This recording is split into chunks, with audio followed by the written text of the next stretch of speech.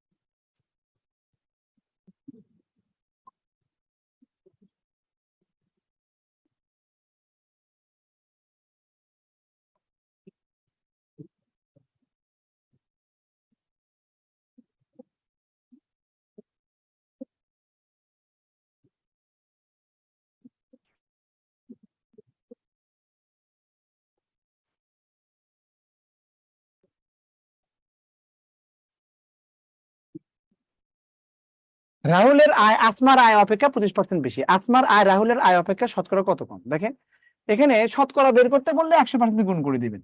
রাহুলের আয় আসমার আয় অপেক্ষা 25% বেশি। দেখেন আমি ভেঙে ভেঙে লিখি, দেখেন ধরি, যে কোনো একটা ধরতে হবে। রাহুলের আয় আসমার আয় অপেক্ষা 25%, তাহলে আসমারটা ধরবে, ছোটটা ধরতে হয়। আসমা কত হচ্ছে? 100 টাকা। শতকরা ক্ষেত্রে যদি আপনি কোনো সংখ্যা ধরেন, সেই ক্ষেত্রে আপনি 100 ধরতে পারেন। অতএব রাহুল কত হবে? 125। নাকি এটাও বলে দিতে হবে 125 কেমনে হলো? 100 টাকার 25% বেশি মানে কত? 25 টাকা বেশি, 125 টাকা।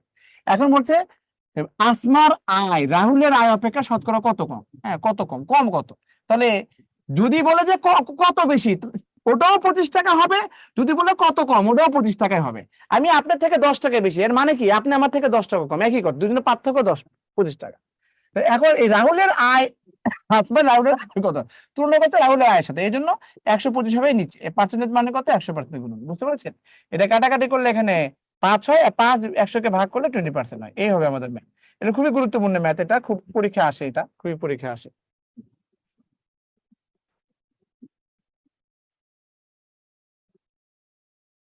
রাহুলের আয় আসমান আয় অপেক্ষা 25% বেশি।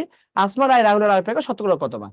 আসমান আয় রাহুলের আয় অপেক্ষা মানে তুলনা করছে হচ্ছে রাহুলের সাথে, এই জন্য ডিরেক্ট রাহুলের সাথে। এগুলো প্র্যাকটিস করতে করতে হয়ে যাবে, বুঝতে পারছেন? প্র্যাকটিস করতে করতে হয়ে, এটা মনে মনে মুখে মুখে রাখবে। রাহুলের আয় আসমান আয় অপেক্ষা 25% বেশি।